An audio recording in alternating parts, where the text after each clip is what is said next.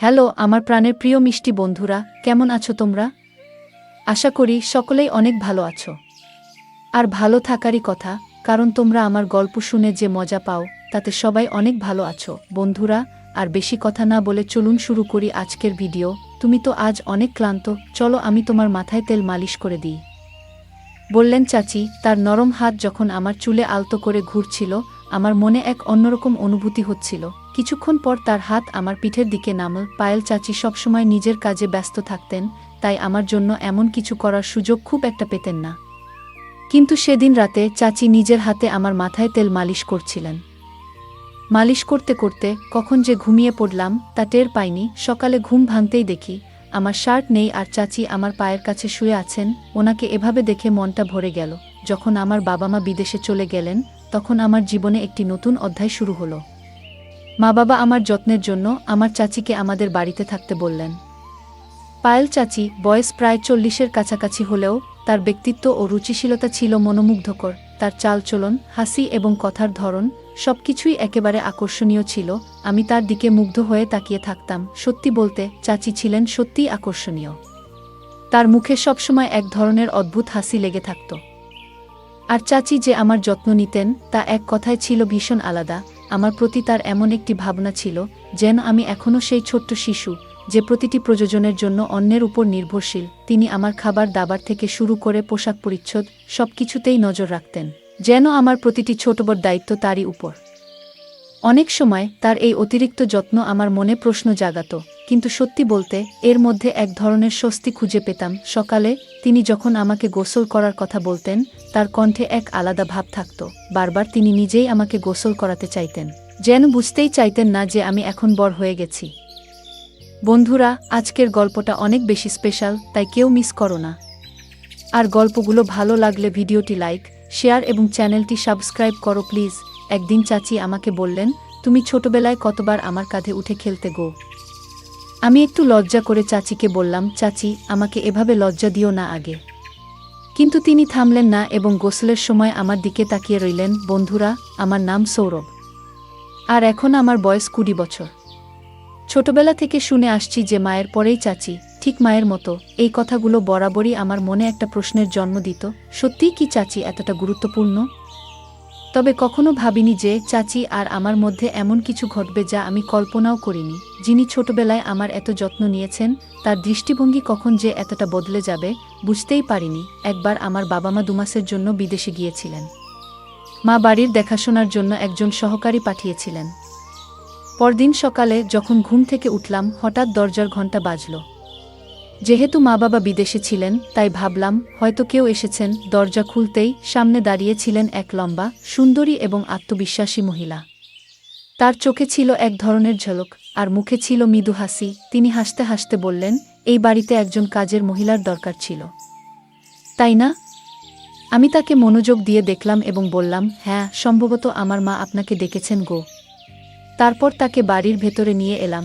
যখন তিনি ঘরে ঢুকলেন, আমি তাকে রান্নাঘর দেখালাম। তবে তিনি এমনই অভিজ্ঞ ছিলেন যে রান্নাঘরে কি কোথায় আছে তা সঙ্গে সঙ্গে বুঝে গেলেন, যেন আগে থেকেই এখানকার সবকিছু তার জানা। আমি ভাবলাম এটা খুবই ভালো হলো, মা নিশ্চিন্তে থাকতে পারবেন। তখনই মাকে ফোন করে জানালাম যে কাজে মহিলা এসে গেছেন। মা এটা শুনে অনেকটাই নিশ্চিন্ত হলেন।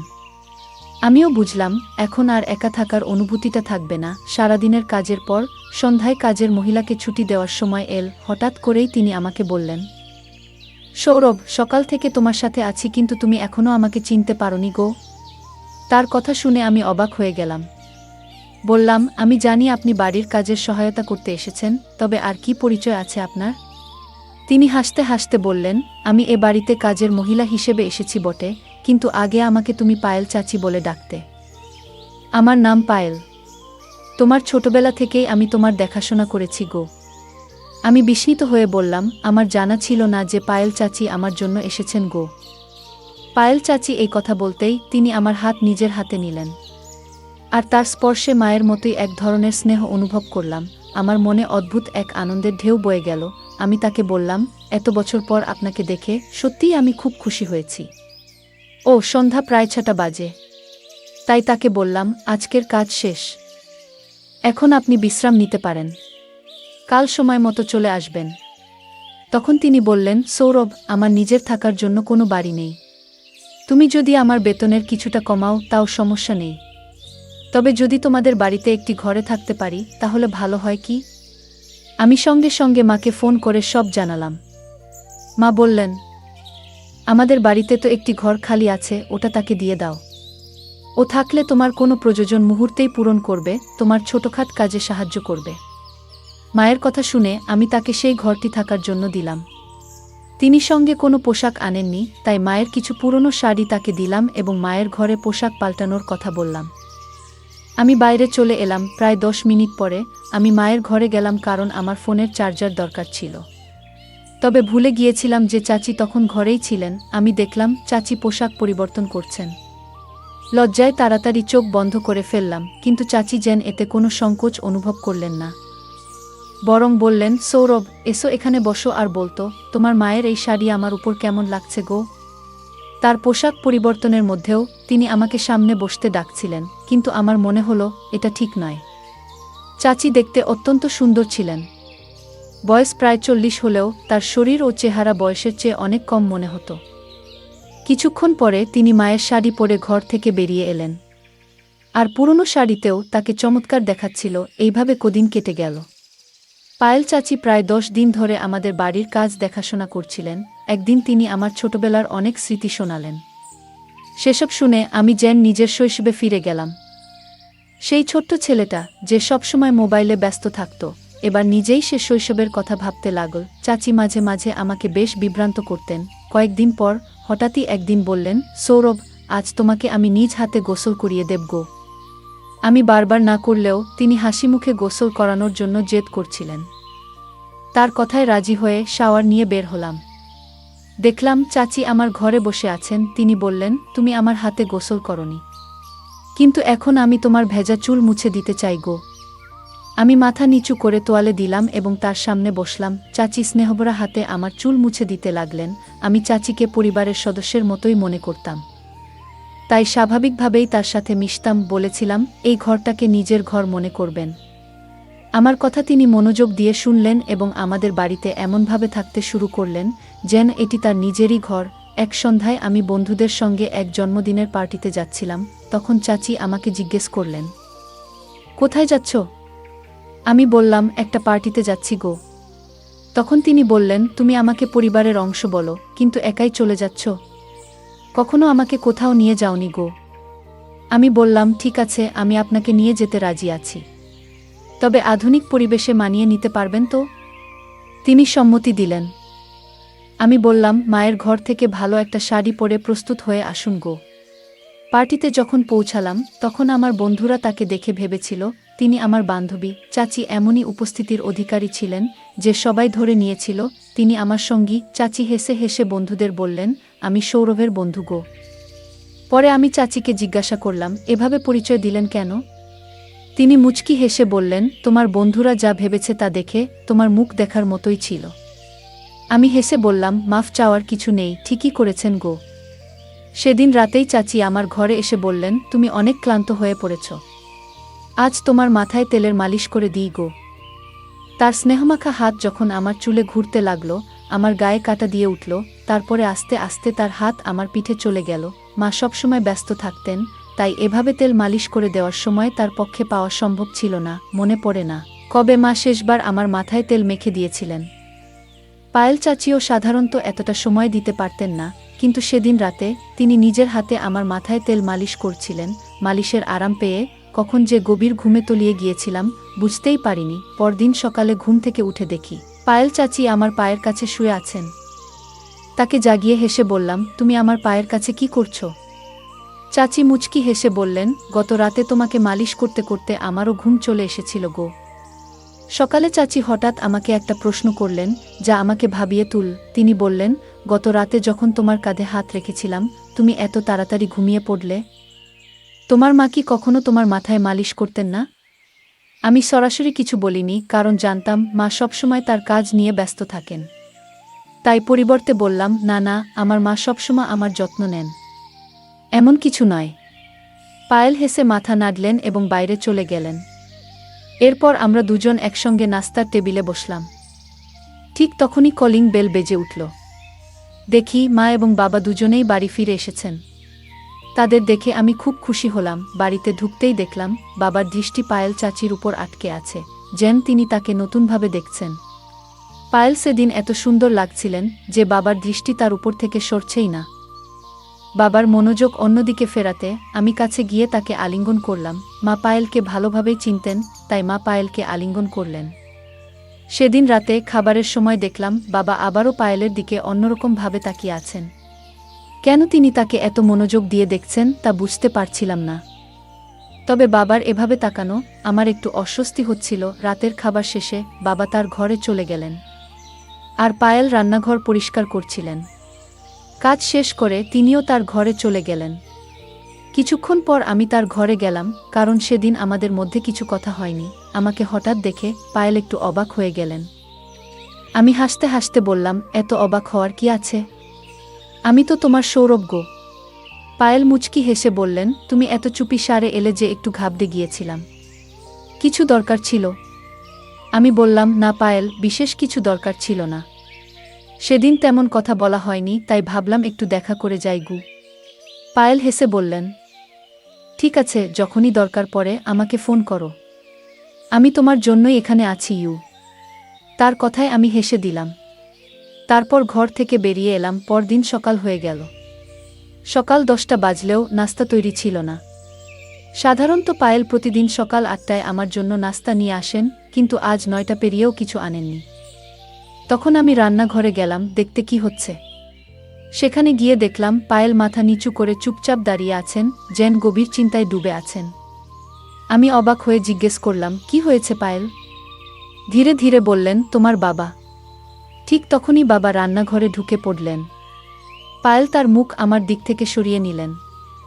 গতকাল থেকেই বাবা পায়েলের দিকে অন্যরকমভাবে তাকাচ্ছিলেন, যা আমার নজর এড়ায়নি। পায়েল কেবল আমার আত্মীয় নন, তিনি আমার খুব কাছের একজন বন্ধু হয়ে উঠেছেন, এবং আমি তার সাথে এমন আচরণ সহ্য করতে পারছি না।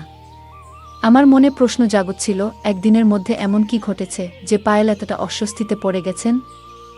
রাতে শুতে গেলাম, কিন্তু মনটা অস্থির ছিল। কিছুক্ষণ পর ভাবলাম পায়েলও ঘরে গিয়ে দেখে আসা উচিত। তার ঘরের দরজার কাছে পৌঁছেই দেখি বাবা ইতিমধ্যেই সেখানে আছেন এবং পায়েলের হাতে কিছু টাকা দিচ্ছেন। কেন হঠাৎ করে এত টাকা দিচ্ছেন সেটা বুঝতে পারলাম না। সামনের দৃশ্য দেখে আমার মনের মাঝে অস্বস্তি বাড়তে লাগল। পায়েল বাবাকে বলছিলেন, যতক্ষণ না আমি সৌরভের সাথে কথা বলবো আমি এই বাড়ি ছাড়ব না আগে। আমার মনে হলো হয়তো সে আমাকে ভালোবেসে ফেলেছে। দেরি না করে আমি সরাসরি তার ঘরে ঢুকে পড়লাম। বাবাকে জিজ্ঞাসা করলাম, আপনি এখানে পায়েলের সাথে কি করছেন? আমার প্রশ্ন শুনে মাও ঘরে এসে ঢুকলেন। আমাকে দেখে মা বাবার মুখের ভাব কেমন যেন বদলে গেল। মা বাবা আমাকে বলতে লাগলেন, তুমি নিজের ঘরে ফিরে যাও। আমি প্রতিবাদ করে বললাম, আমি আর শিশু নই। আমি জানতে চাই এখানে আসলে কি ঘটছে এবং আপনি পায়েলের সাথে কি করছেন গো। ঠিক তখনই পায়েল আমার কাছে এসে আমাকে জড়িয়ে ধরে কাঁদতে লাগলেন। তিনি বললেন, সৌরভ, এই বাড়িতে তুমি একমাত্র ব্যক্তি যে আমাকে বোঝো। এখানে আসার পর থেকে তোমাকে অনেক কিছু বলতে চেয়েছি, কিন্তু কিছু কারণে চুপ ছিলাম। পায়েলের কথায় আমি অবাক হলাম এবং তাকে সান্ত্বনা দিয়ে বললাম, যদি কোনো নিরীহ মানুষের সাথে অন্যায় হয়ে থাকে আমি তা সহ্য করব না আগে। তখন মা পায়েলকে বললেন, তুমি চুপ থাকাই ভালো আর এখান থেকে চলে যাও। কিন্তু পায়েল উত্তেজিত হয়ে মায়ের দিকে তাকিয়ে বললেন, আজ আর চুপ থাকব না। আমি সৌরভকে সব সত্য বলবো। পায়েল আমার দিকে ফিরে বললেন, সৌরভ, তুমি তোমার এই মা বাবার সন্তান নও। তোমার আসল মা তানিয়া, তিনি আমার বড় বোন। কয়েক বছর আগে তিনি এই বাড়িতে কাজ করতেন এবং দুজন যমজ সন্তানের জন্ম দিয়েছিলেন। তোমার বাবা তাদের একজনকে তোমার দত্তক হিসেবে নিয়েছেন, আর আমি এখন তোমার ভাইয়ের যত্ন করি। তোমাকে ভালোভাবে দেখাশোনা করার জন্য আমি এখানে আছি। এই কথা শুনে আমার মনে নতুন প্রশ্ন তৈরি হলো। আমি পায়েলকে দূরে সরিয়ে দিয়ে বললাম, আমি আপনার কথায় বিশ্বাস করি। আপনি আমার মায়ের মতোই। তবে আমি নিজের জীবন নষ্ট করতে চাই না। আপনি যা বলছেন যে তারা আমার আসল বাবা মা নন, আমি তা মেনে নিতে পারছি না। তাদের প্রতি আপনার অভিযোগ শুনে ভালো লাগছে না, কারণ তারা আমাকে নিজের সন্তানের মতোই ভালোবাসা এবং যত্নে বড় করেছেন। সব জানলেও আমার এতে কোনো আপত্তি নেই, কারণ তারা আমাকে এমন এক জীবন দিয়েছেন যা আমি কখনো কল্পনাও করিনি। এরপর মা বাবা সিদ্ধান্ত নিলেন যে পায়েলকে পুলিশের হাতে তুলে দেবেন। তবে আমার যমজ ভাইদের জন্য তাকে ক্ষমা করলেন, কারণ সে পায়েলের কাছে রয়েছে। কয়েক বছর আগে পায়েল আমার মা বাবার কাছ থেকে কিছু টাকা নিয়েছিলেন। আমার জন্মের পর আমার আসল মায়ের মৃত্যু হয়েছিল, আর পায়েল তখন আমার বট ভাইয়ের দেখাশোনা করতেন। কিন্তু দুর্ভাগ্যবশত তিনি ভাইকে সঠিকভাবে বট করেননি। ভাই খারাপ পথে চলে গিয়েছিল এবং তার জীবন বিপদে পড়েছিল। সে চুরি করত, নানা ধরনের মজা করত, আর এখন আবার আমার মা বাবার কাছ থেকে টাকা আদায়ের চেষ্টা করছিল। কিছু গয়না সে চুরি করেছে, কিন্তু তাতেও সে সন্তুষ্ট ছিল না। পায়েল আমার মা বাবার কাছে 20 লাখ টাকার দাবি করেছিল, কিন্তু এবার মা বাবা তাকে স্পষ্টভাবে না করে দেন। তখন সে তাদের হুমকি দিতে শুরু করে। মা বাবা তাকে কিছু টাকা দিয়ে বাড়ি থেকে চলে যেতে বললেন। পায়েল আমাকে নিজের প্রতি বিশ্বাসী করাতে চেয়েছিলেন, আমাকে মায়ে ফাঁসাতে চেয়েছিলেন, কিন্তু তার আসল চেহারা প্রকাশ পাওয়ায় আমার মনের সমস্ত ভালোবাসা ফিকে হয়ে গেল। কয়েক বছর আগে মা বাবা আমাকে দত্তক নেওয়ার জন্য পায়েলকে কিছু টাকা দিয়েছিলেন, কিন্তু সে সেই টাকা সঠিকভাবে ব্যবহার করতে পারেনি। যদি সময়মতো সে সেই টাকার মূল্য দিত এবং তার যথাযথ যত্ন নিত, তাহলে হয়তো আজ আমার বড় ভাই সঠিক পথে থাকত। কিন্তু পায়েল তাকে সঠিক শিক্ষা বা দিশা কিছুই দিতে পারেনি। এ কারণে মা বাবা তাকে আমাদের জীবন থেকে দূরে সরিয়ে দেন এবং আমার বট ভাইকেও দত্তক নেন, নিজের সন্তানের মতো করে বট করেন। আমি আমার মা বাবার প্রতি অত্যন্ত কৃতজ্ঞ, যারা আমাকে ও আমার ভাইকে এত সুন্দর জীবন দিয়েছেন। যদি সময়মতো পায়েলের আসল চেহারা না জানতাম, তাহলে হয়তো তার মায়ের জালে পড়ে আমার জীবন নষ্ট হয়ে যেত। কিছু মানুষ অর্থের লোভে সম্পর্কের মর্যাদা ভুলে যায়। সম্পর্কের মান এবং সম্মান রক্ষা আমাদের জীবনের অন্যতম গুরুত্বপূর্ণ নীতি। প্রতিটি সম্পর্কের একটি নিজস্ব অর্থ ও উদ্দেশ্য থাকে। সম্মান, বিশ্বাস ও শালীনতা ছাড়া কোনো সম্পর্ক সত্যিকার অর্থে সুখ ও সন্তুষ্টির উৎস হতে পারে না।